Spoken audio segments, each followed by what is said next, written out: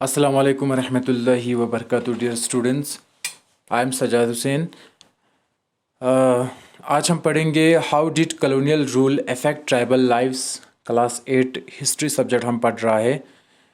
हमारे चैप्टर का जो टाइटल था वो tribal Dikus and the vision of golden age था, जहाँ पे हमने बताया था इससे पहले वाले वीडियोस में कि ट्राइबल को कौन कौन से मुश्किलात और मुसीबतों का सामना करना पड़ा। और इसके अलावा जो डाइकुस था, डाइकुस में जो फॉरेनर्स था, जो ब्रिटिशर्स था, जिन्होंने हिंदुस्तान के ट्राइबल्स के ऊपर बहुत ज़्यादा जुल्म और ऑपरेशंस किया। तो आज हम देखेंगे कि जो ट्राइबल की ज़िंदगी था, कुछ लोगों का ज़िंदगी हंटिंग और गैदरिंग था, कुछ लोगों का ज़िंदगी जो है जानवरों को पाल पोस के रखना था। लेकिन बहुत सारे ट्राइबल की ज़िंदगियों के ऊपर किसका ये जो मतलब फॉरेनर्स हैं या जो कॉलोनियल रूल हैं, जो ब्रिटिशर्स हैं, उन्होंने इनकी ज़िंदगी मुतासिर कर दी। उन्होंने इनकी ज़िंदगी में काफ़ी ज़्यादा चेंजेस लाए। पहले ट्राइबल की ज़िंदगी काफ़ी आज़ाद था, आज़ाद परिंदे की तरह था, वो कुछ भी कर सकता था। अब जब ब्रिटिशर्स आया तो ट्राइबल की ज़िंदगी बहुत ज़्यादा स्ट्रिक्ट होने लगा। आज हम देखेंगे कि यहाँ पे कि how did colonial rule affect tribal lifes. जब से कॉलोनियल रूल आया, जब से फॉरेन रूल आया, जब से डाइकुस या जो ब्रिटिशर्स हैं इन्होंने रूल करना शुरू किया, तब से जो है ट्राइबल की ज़िंदगी कैसे मुतासिर हुआ। मतलब बाहर से आए हुए जो ब्रिटिशर्स था या जो फॉरेनर्स था या जो कॉलोनियल रूलर था, उन्होंने ट्राइबल की ज़िंदगी पर क्या असर डाला। The lives of tribal groups changed during British rule. Let us see what this changes were. Tribals और जो जंगली लोग हैं या जो पहाड़ी लोग हैं, इनकी ज़िंदगी बदलते गए जब से ब्रिटिशर आया हिंदुस्तान के इन कबायली जगहों में। तब के बाद जो है ट्राइबल्स की ज़िंदगी जो है चेंज होना शुरू हुआ। What happened to the tribal chiefs. जो ट्राइबल का चीफ था, चीफ किसको कहते हैं? हेड कहते हैं, ठीक है। हर जंगल में रहने वाले लोगों को और पहाड़ियों में रहने वाले लोगों का एक लीडर होता है, उनको हम कहते हैं ट्राइबल चीफ। जो ट्राइबल चीफ था, जो उन ट्राइबल कबायली लोगों का या जो जंगली लोगों का या जो पहाड़ी लोगों का उनका जो हेड होता है, ठीक है। हर जंगल में एक सारे लोगों के ऊपर एक इंसान हेड होता है, उसको हम चीफ कहते हैं, ट्राइबल चीफ। उनको मतलब ब्रिटिश ने किस तरीके से ट्रीटमेंट किया। Before the arrival of the British, in many areas, the tribal chiefs were important people. They enjoyed a certain amount of economic power and had the right to administer and control their territories. In some places, they had their own police and decided on the local rules of the land and forest management. Under British rule, the functions and powers of the tribal chief changed considerably. They were allowed to keep their land titles over a cluster of villages and rent out lands, but they lost much of their administrative powers and were forced to follow laws made by the British officials in India. They also had to pay tribute to the British and discipline the tribal groups on behalf of the British.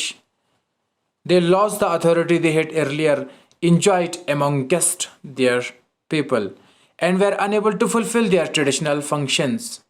अब देखो यहाँ पे जब से अंग्रेज़ या जो British हैं, जब से कॉलोनियल रूल हैं, वो जब से आया तो ट्राइबल की ज़िंदगी मुतासिर हुआ, ट्राइबल की ज़िंदगी चेंजेस हुआ।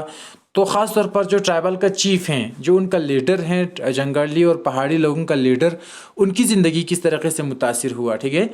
अंग्रेज़ के अराइवल से पहले, अराइवल का मतलब यहाँ पे ये है कि आने से पहले, ब्रिटिश के आने से पहले या जो फॉरेनर्स हैं या जो डाइकुस हैं, उनके आने से पहले हिंदुस्तान के बहुत सारे पहाड़ी और जंगली इलाक़ों में जो ट्राइबल रहते थे, उनका लीडर जो है उनका चीफ हुआ करता था। उस ट्राइबल के लीडर के पास या चीफ के पास बहुत सारे राइट्स होते थे, उसके पास इकोनॉमिक पावर हुआ करता था, उसके पास एडमिनिस्ट्रेशन का पावर हुआ करता था, उसके पास अपने जंगल और अपने पहाड़ी और अपने कबाइल के या अपने जो मतलब टेरिटरी हैं, एरिया हैं, उसका वो लीडर हुआ करता था।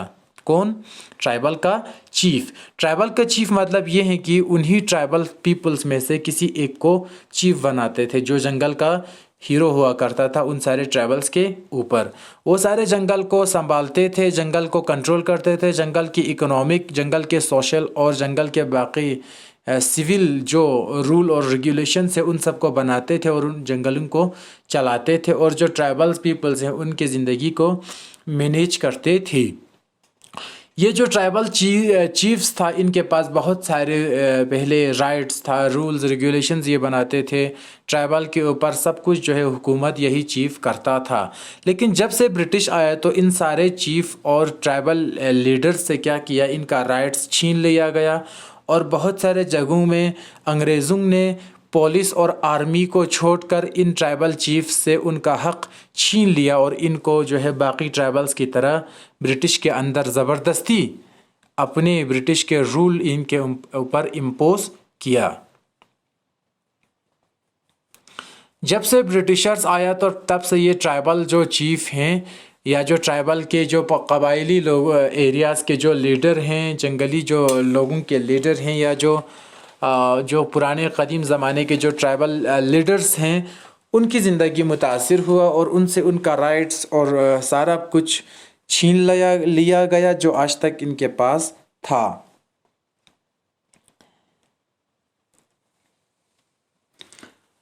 ब्रिटिश के आने से पहले जो ट्राइबल पीपल्स थे या जो ट्राइबल के पीपल्स के जो चीफ थे, जो लीडर्स थे, वो अपनी मनमर्जी से अपना जो ज़मीन है वो बेचता था, वो ख़रीदता था, वो किराए पे देता था या जो भी करता था वो अपनी मर्ज़ी से करता था, ठीक है।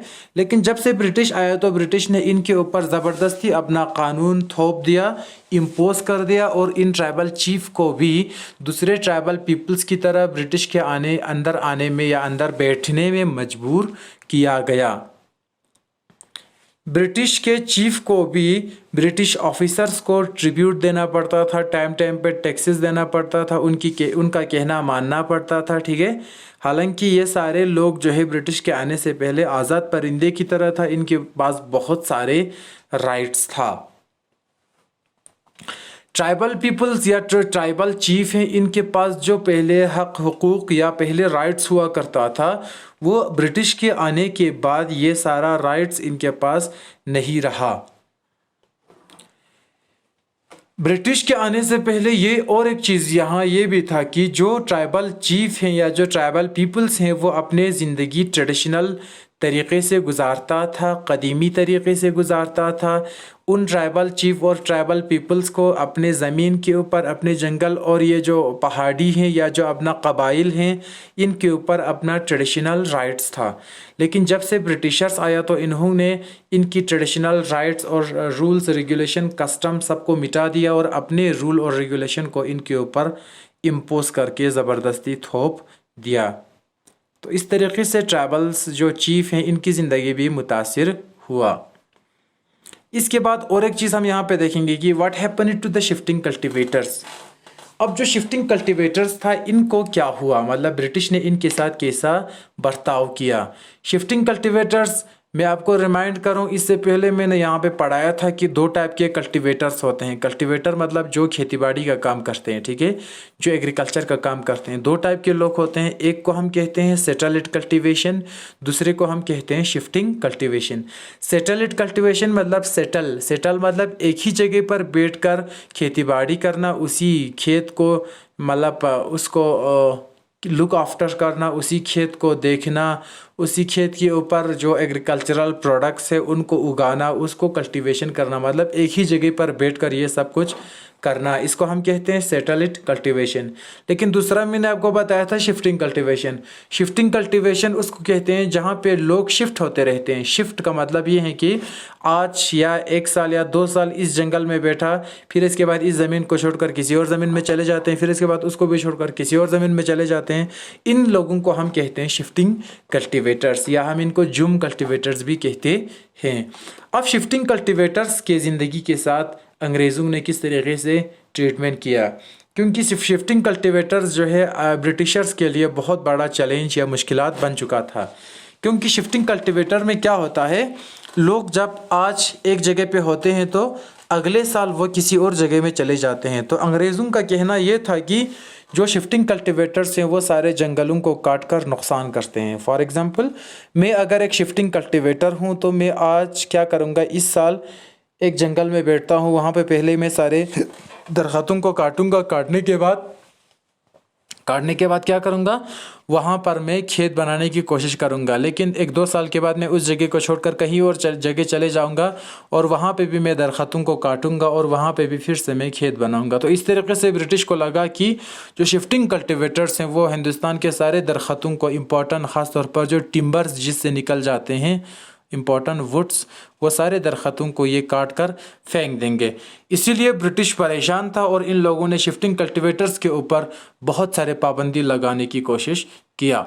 The British were uncomfortable with groups who move it away about and did not have a fixed home. They wanted tribal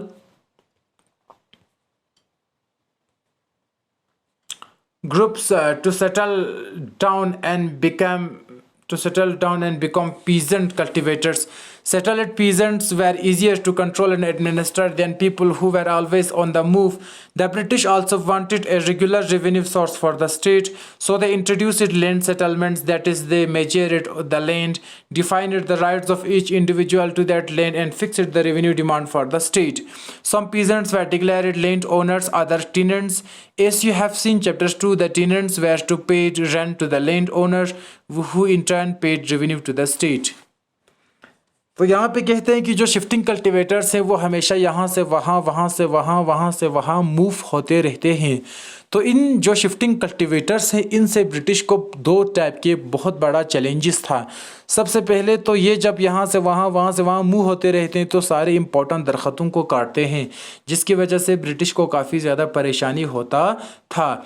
दूसरा ये कि ब्रिटिश जो है सारे एग्रीकल्चरल किसानों से, या जो लैंड ओनर्स हैं या जो पीजेंट्स हैं, जो भी हैं फार्मर सेक्शन के लोग, उनसे ब्रिटिश रेवेन्यू हासिल करता था, उनसे टैक्स की शक्ल में पैसे वसूलता था। लेकिन जो शिफ्टिंग कल्टीवेटर्स हैं अंग्रेज़ उनसे आसानी के साथ पैसे नहीं ला सकते थे। फॉर एग्ज़ाम्पल मैं अगर एक शिफ्टिंग कल्टीवेटर हूँ तो मैं इस साल किसी एक जंगल में काम करता हूँ, वहाँ पे मैं खेत बनाता हूँ, एग्रीकल्चरल फील्ड बनाता हूँ, फिर उसके बाद मैं किसी और जगह चले जाता हूँ। ब्रिटिश को जहाँ पे मैं बैठता था उस जगह का नॉलेज तो है, लेकिन अगले साल मैं उस जगह पे होता नहीं हूँ, तो अंग्रेज़ जो है आसानी से मेरे मतलब मुझसे टैक्स जमा नहीं कर सकते थे। क्योंकि फिर जब अंग्रेज़ों को मेरा दूसरा ठिकाना जब पता चलेंगे तो वहाँ से भी मैं 2 साल के बाद फिर से शिफ्ट करता हूँ, तो इसीलिए वो आसानी से शिफ्टिंग कल्टीवेटर से अपना टैक्स वसूल नहीं कर सकता था। इसलिए रूल्स एंड रेगुलेशंस बनाया और सारे ट्राइबल ग्रुप्स को बताया कि आज के बाद कोई भी शिफ्टिंग कल्टीवेटर का सिस्टम प्रैक्टिस नहीं करेंगे, सारे फार्मर्स सेटल्ड कल्टीवेशन के अंडर रहेंगे, एक ही जगह पर सेटल हो जाएंगे और उसी पर उसको राइट्स और उसका जो हक़ है वो मिलेगा, और हमारा पैसा और जो मतलब हम जो यहाँ से मांगते हैं वो ड्यू टाइम पर हमें देना पड़ेगा। ये चीज़ जो है ब्रिटिश ने कहा और शिफ्टिंग कल्टीवेटर के ऊपर क्या कर दिया, बैन लगा दिया। इसके बाद कहते हैं the British effort to settle jhum cultivators were not very easy successful. Settled plough cultivation is not easy in areas where water is scarce and soil is dry. In fact, Jum cultivators who took to plough cultivation often suffered since their field did not produce good yields. So the Jum cultivators in northeast India insisted on continuing with their traditional practices. Facing widespread protests, the British had to ultimately allow them the right to carry on shifting cultivation in some parts of the forest. अंग्रेज़ों ने जब जुम cultivators के ऊपर या shifting cultivators के ऊपर ज़बरदस्ती जो सेटल्ड कल्टीवेशन थोपने की कोशिश किया, मतलब जो शिफ्टिंग कल्टीवेटर्स था अंग्रेज़ों ने उनके ऊपर कहा कि आज के बाद तुम लोग यहाँ से वहाँ, वहाँ से वहाँ मूव नहीं करोगे, एक ही जगह पर सेटल हो जाओगे। तो ये बात जो है प्रैक्टिकल फील्ड में सक्सेसफुल नहीं हुआ, क्योंकि बहुत सारे जगहों पर पानी की कमी था, तो वहाँ पर किसान या जो ट्राइबल हैं वो बैठना पसंद नहीं करता था, क्योंकि वहाँ पे वो अच्छे फसल उगा नहीं सकता था। इसके बाद जो है उनको प्लॉफिंग में काफ़ी ज़्यादा प्रॉब्लम्स आने लगा, पानी की कमी होने लगा, मिट्टी जो है वो ज़रख़ेज़ नहीं था। इन सब के बावजूद, इन सब की वजह से क्या हुआ, जो जुम कल्टीवेटर्स हैं उन्होंने बहुत सारे जगहों में उनको परेशानी हुआ, क्योंकि वो यहाँ से वहाँ मूव होते रहते थे, तो उनको अपनी पसंद की ज़मीन और पसंद की जगह मिल जाता था आज से पहले। लेकिन जब से ब्रिटिश ने इनके ऊपर बैन लगा दिया तो यहाँ से वहाँ मूव नहीं कर सकते थे। तो हिंदुस्तान की बहुत सारे जगहों में, ख़ासतौर पर नॉर्थ ईस्ट मतलब मणिपुर, आसाम, मेघालय, त्रिपुरा, सिक्किम साइड में, अरुणाचल प्रदेश वगैरह में क्या किया, बहुत सारे ट्राइबल पीपल्स ने ब्रिटिश के ख़िलाफ़ आवाज़ उठाया और कहा कि हम सैटेलाइट कल्टीवेशन नहीं कर सकते हैं, क्योंकि मिट्टी या जो ज़मीन है वो हमारे लिए फेवरेबल ज़मीन नहीं मिलता है, इसलिए हम मूव होते रहना चाहता है जो हम पहले से होता था। तो इन लोगों ने बगावत किया अंग्रेज़ों के ख़िलाफ़, और बगावत में ये बताया कि हम शिफ्टिंग कल्टीवेशन ही करेंगे, हम सैटेलाइट कल्टीवेशन नहीं करेंगे, क्योंकि शिफ्टिंग कल्टीवेशन में हम अपनी पसंद की जगह पर जाकर खेत बना सकता है और वहाँ से अपना फसल हासिल कर सकता है। तो लास्ट में अंग्रेज़ जो ब्रिटिश हैं वो मजबूर होकर, बहुत सारे परेशानियों के बाद, बहुत सारे प्रोटेस्ट मूवमेंट्स देखने को मिला ट्राइबल पीपल्स की तरफ से, तो कुछ जगहों पर लास्ट में जो ब्रिटिश पीपल हैं जो वो मजबूर होकर क्या किया, फिर से शिफ्टिंग कल्टीवेटर्स को हिंदुस्तान के कुछ जंगलों में एलो किया, क्योंकि लोगों ने बहुत ज़्यादा शोर मचाना शुरू किया था।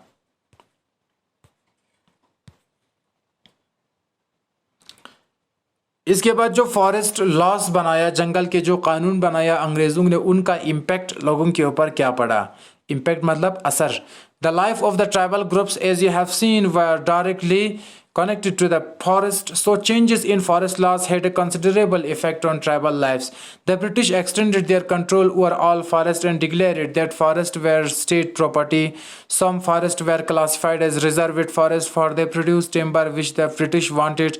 In this forest, people were not allowed to move freely, practice jhum cultivation, collect fruits or hunt animals.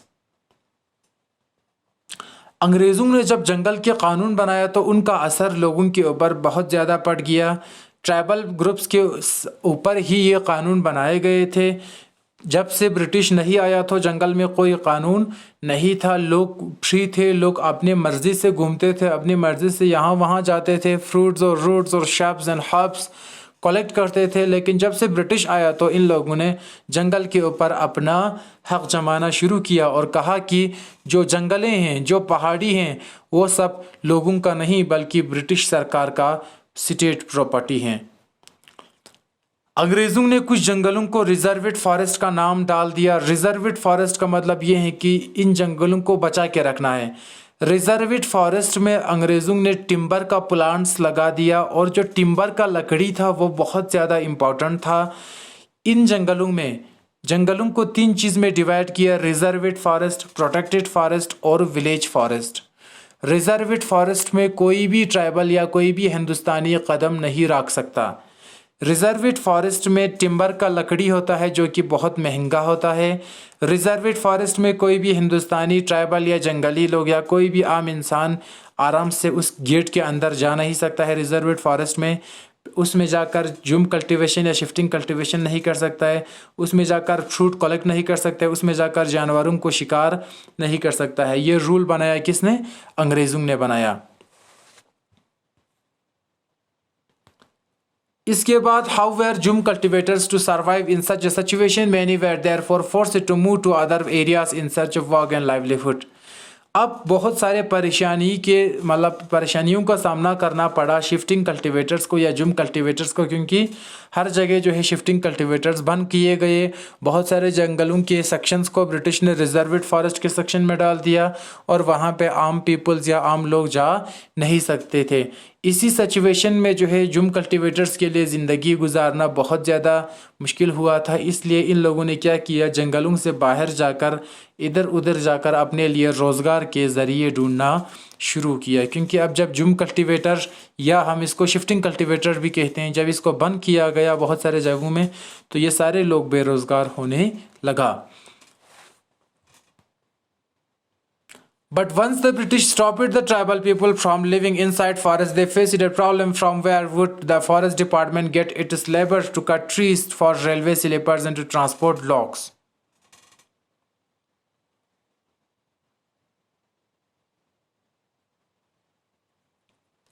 लेकिन जब अंग्रेज़ों ने हिंदुस्तानी ट्राइबल पीपल्स को जंगल में आने से मना कर दिया तो ख़ुद अंग्रेज़ों को ही बहुत बड़ा प्रॉब्लम्स हुआ।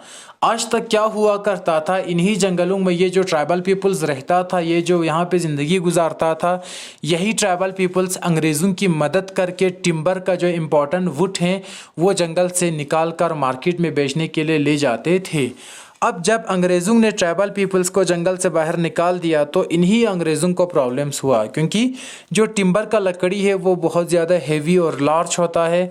जब इसको काटता था तो इसको कंधे पे देकर या इसको कैरी करके उठा के ले जाने वाला कोई लेबर बचा नहीं था, क्योंकि सारे ट्राइबल्स को जंगल से अंग्रेज़ों ने क्या किया था, निकाल दिया गया था।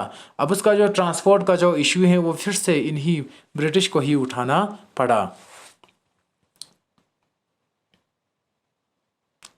Colonial officials came up with a solution. They decided that they would give Jum cultivators small patches of land in the forest and allow them to cultivate this on the condition that those who lived in the villages would have to provide labor to the forest department and look after the forest.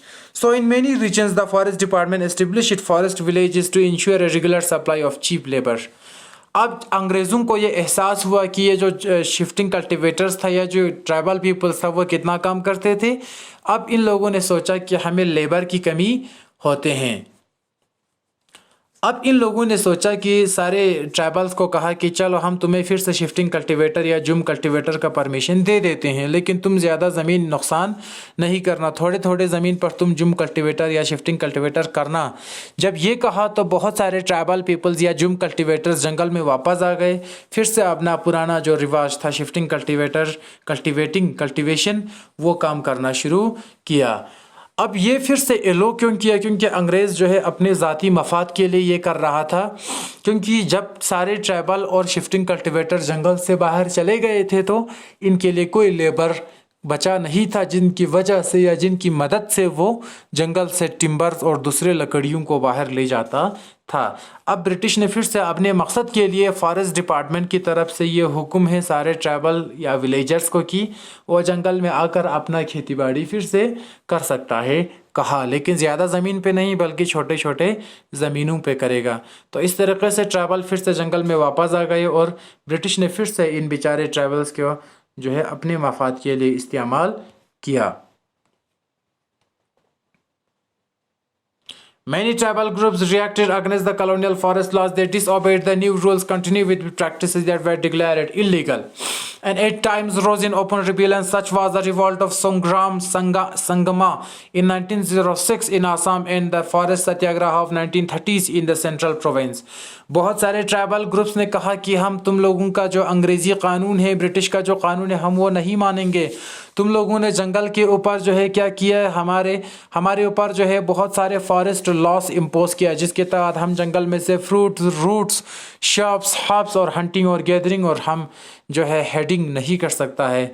अब तो उन सारे कामों को अंग्रेज़ों ने जो illegal करार दिया था, हिंदुस्तानी लोगों ने उन सारे कानून को तोड़ दिया और जंगल के या हिंदुस्तान के बहुत सारे जगहों में रिवॉल्ट और बगावत होने लगा। किसके ख़िलाफ़? ब्रिटिश के ख़िलाफ़, क्योंकि लोग चाहते थे ट्राइबल पीपल्स की उनका जो पास्ट जो सिस्टम है वो चलता जाए और नया कोई सिस्टम बन न जाए। तो 1906 में सोंगराम संगमा नाम का एक रिवॉल्ट चला, कहाँ पे? आसाम में। इसके बाद फॉरेस्ट सत्याग्रह नाम का और एक मूवमेंट भी चला 1930 में हिंदुस्तान के सेंट्रल प्रोविंस में, मतलब जो सेंटर इंडिया में। इसके बाद और एक टॉपिक यहाँ पे है the problem with trade.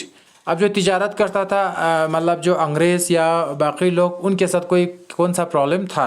During the 19th century, tribal groups found their traders and money lenders were coming into the forest more often, wanting to buy forest produce, often cash loans and asking them to work for wages. It took tribal groups some time to understand the consequences of what was happening.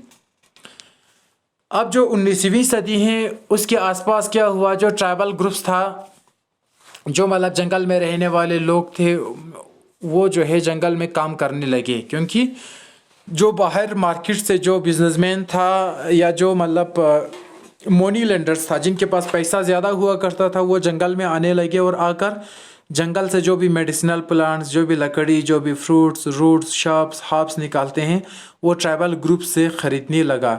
तो इन लोगों ने tribal peoples को cash loan देने का भी वादा किया, और ट्राइबल ग्रुप्स को, इन जो मतलब अमीर लोग हैं, इन लोगों ने बाहर मार्केट से आकर इन्हीं जंगलों में आकर कहा कि अगर तुम हमें ये सारे कीमती प्लांट्स, मेडिसिनल प्लांट्स, या जो जंगली फ्रूट्स और रूट्स और श्रब्स एंड हर्ब्स होता है, अगर ये हमें बेच के दोगे या हमारे लिए इन चीज़ों को प्रोवाइड करने में हमारे लिए काम करोगे, तो हम तुम्हें क्या देंगे, पैसा देंगे। अब ट्राइबल्स को जो है इसका नुकसान धीरे धीरे समझ में आने लगा। Let us consider the cause of the silk growers in 18th century. Indian silk was demand in European markets. The fine quality of Indian silk was highly valued, and export from India increased rapidly as the market expanded. East India Company officials tried to encourage silk production to meet the growing demand. अब धीरे धीरे क्या हुआ, एक time ऐसा भी आ गया कि हिंदुस्तान में जो सिल्क ग्रोवर्स था, सिल्क मतलब जो सिल्क वर्म एक कीड़ा होता है, उससे हम सिल्क हासिल करते हैं, जो सिल्क ग्रोवर्स था, इन्होंने क्या किया, जो अंग्रेज़ था, इन लोगों ने इन सिल्क ग्रोवर्स के साथ, मतलब हिंदुस्तान के जो लोकल सिल्क ग्रोवर्स हैं या जो सिल्क वर्म से जो सिल्क निकालते हैं, ब्रिटिशर्स ने क्या किया, इन लोगों के साथ कांटेक्ट कर दिया और इनसे सारा सिल्क लेकर अपने यूरोप के मार्केट में बेचने के लिए दिया, और यूरोप के मार्केट में हिंदुस्तानी सिल्क को बहुत ज़्यादा पैसा मिलता था। मेहनत करता था सारा इंडियंस, और जो मतलब पैसे और जो फ़ायदा और प्रॉफिट खाते थे वो ब्रिटिश यहाँ से ले जाकर यूरोप के मार्केट में इन सारे चीज़ों को बेच देते थे। As the market expanded, East India Company official tried to encourage silk production to meet the growing demand. धीरे धीरे जब मार्केट एक्सटेंड हुआ तो ईस्ट इंडिया कंपनी ने, जो ब्रिटिशर्स का जो कंपनी था, इन लोगों ने हिंदुस्तान से सारे सिल्क लेकर कहाँ पे ले गया, उधर मतलब ब्रिटिश के जो यूरोप का जो मार्केट है वहाँ पे बेचने के लिए लिया। Hazaribagh in present day Jharkhand was an area where the Santals reared cocoons. The traders dealing in silk sent in their agents who gave loans to the tribal people and collected the cocoons. The growers were paid ₹3 to ₹4 for 1,000 cocoons. These were then exported to Burdwan or Gaya, where they were sold at 5 times the price. The middlemen, so called it because they arranged deals between the exporter and silk growers, made huge profit. The silk growers earned very little. Understanding many tribal groups saw the market and the traders as their main enemies. एक जगह है Jharkhand, present day में हम इसको झारखंड कहते हैं, जो आज का जो झारखंड स्टेट है हमारा, उसको, उसमें एक जगह था पहले हजारीबाग। हजारीबाग में जो है एक ट्राइबल ग्रुप था, हजारीबाग में एक ट्राइबल ग्रुप था जिसका नाम था संथाल्स। संथाल्स जो है बहुत सारे सिल्क वर्म का जो कीड़ा है उससे सिल्क के कोकून्स, कोकून्स मतलब गोल गोल होता है जहाँ पे सिल्क वर्म का जो कीड़ा है वो रहता है, ठीक है, वो कोकून्स जमा करके रखता था। जो झारखंड के पहाड़ियों में एक ट्राइबल ग्रुप है संथाल्स, वो सिल्क वर्म से सिल्क हासिल करके जमा करके रखता था। फिर इसके बाद इन ट्राइबल ग्रुप से पैसे देकर या इनको लोन देकर या इनको लालच दिखाकर इनसे ये कोकून्स या सिल्क के प्रोडक्ट्स जो है वो लूटते थे, लूट के ले जाते थे कौन, ब्रिटिशर्स। अब कैसे ले जाते थे, देखो, इनको देते थे 3 या 4 रुपये, 1000 कोकून्स के ऊपर 3 या 4 रुपये देते थे। इसके बाद ये सारे सिल्क कोकून्स किसी एक मिडल मैन के पास जाता था। फॉर एग्जांपल मैं मिडल मैन हूँ, मेरा पहचान अंग्रेज़ों के साथ भी है और मेरा पहचान ट्राइबल्स के साथ भी है। मैं क्या करूँगा, मैं इंडियन हूँ, पहले मैं क्या करूँगा, जंगल में जाकर, झारखंड के जंगलों में जाकर संथाल ट्राइबल कम्युनिटी से सिल्क के जो कोकून से वो हासिल करूँगा, मैं उसको दूंगा 3 या 4 रुपये। फिर मैं ख़ुद बेच देता हूँ अंग्रेज़ों को कितने रुपए में, 50 रुपये में, 60 रुपये में। अब देखो मुझे कितना प्रॉफिट आया। पहले मैंने 3 रुपये में लिया वो सिल्क कोकून्स, फिर मैंने बेच दिया उसको 50 रुपये में, किसको, अंग्रेज़ों को। अब अंग्रेज़ अपने यूरोप के मार्केट में उसको बेच देते हैं 200-300 को, ठीक है। तो इसी तरीके से जो मेरे जैसे जो मिडल मैन होता था उसको ज़्यादा प्रॉफिट आ जाता था। तो इस तरीके से बहुत सारे जो जंगली ट्राइबल पीपल्स हैं इनके ऊपर इंडियन मनी लेंडर्स और ब्रिटिशर्स दोनों ने हर लाइन में काफ़ी ज़्यादा जुल्म किया। तो जो ट्राइबल पीपल्स था वो मिडल मैन और जो इंडियन पीपल्स हैं कुछ, इन सारे लोगों को अपना दुश्मन मानता था, क्योंकि ये सब जो है इनको धोखे में देकर इन बेचारों से पैसे लूटते थे। The search for work, the plight of tribals who had to go far away from their homes in search of work was even worse. From the late 19th century, tea plantations started coming up when mining became an important industry. Tribals were recruited in large numbers to work the tea plantations of Assam and the coal mines of Jharkhand. They were recruited through contractors who paid them miserable low wages and prevented them from returning home. अब देखो, मैंने पहले कहा कि जो tribals था, जो जंगली लोग था, जो कबायली लोग था, जो पहाड़ी लोग था, इनके ऊपर जंगल में कानून बनाए गए ब्रिटिश ने और जंगल में बहुत सारे चीज़ों के ऊपर बैन लगा दिया। अब ये बेचारे आराम से जंगल में शिफ्टिंग कल्टीवेटर भी नहीं कर सकते हैं, हंटिंग गैदरिंग और जो हेडिंग है वो भी नहीं कर सकते हैं। तो इन लोगों ने सोचा चलो अब तो हमें पैसे आने का कोई ज़रिया बचा ही नहीं, तो धीरे धीरे ये कारखानों की तरफ और बाकी इंडस्ट्रीज़ की तरफ काम करने के लिए निकल गए। तो जब निकल गए तो आसाम में जाकर टी प्लांटेशंस में काम करने लगे, झारखंड में जाकर इन ट्राइबल्स ने फैक्ट्रियों में और कारखानों में काम करने लगे। और जहाँ पे इनको बहुत ज़्यादा कम पैसा मिलता था, इनका वर्किंग कंडीशन बहुत बुरा था, इनके ऊपर जो है काम इनसे ज़्यादा करवाता था और इनको पैसा बिल्कुल ना के बराबर देता था। तो यहाँ पे हम रखते हैं आज का टॉपिक। यहाँ तक हमने बताया कि ट्राइबल की ज़िंदगी कितना ज़्यादा मुतासिर हुआ जब से अंग्रेज़ आए थे, और बहुत ज़्यादा घाटा और इनको बेरोज़गारी का सामना करना पड़ा। नेक्स्ट टॉपिक हम देखेंगे the a closer look next video में। Thank you so much for watching this video and खुदा हाफिज़। मिलते हैं नेक्स्ट वीडियो में।